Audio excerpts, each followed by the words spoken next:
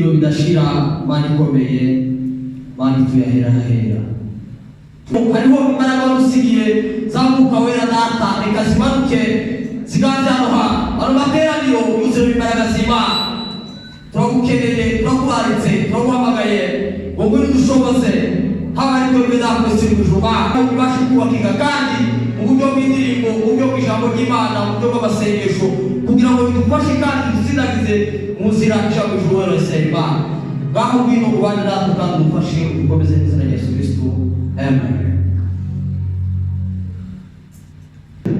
byari biciyeho ariko iyo twageze mu nzu y'Imana umuntu yazanye amaturo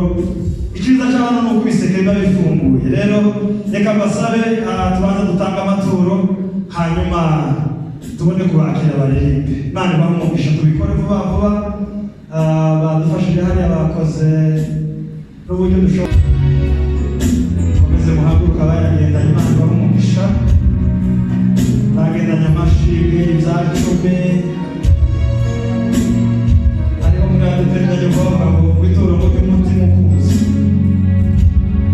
nabyo ituro ryose baba ufite karibu cyane duturire Imana muri Imana karibu cyane rero Imana ibamugisha Imana ibagirire neza cyane babikora ndetse n'abagukurikiranye namwe murimo murabona uburyo mwabikoramo bari hejuru kugira ngo namwe mufite igiseka aho ngaho muze gutura Imana ibamugisha murakomeza mubikore abakozi b'Imana bari baririmba ntacyo bitwaye reka dukomere Imana amashyi ko mwabikoze neza ayo mashyi ni makeya rwose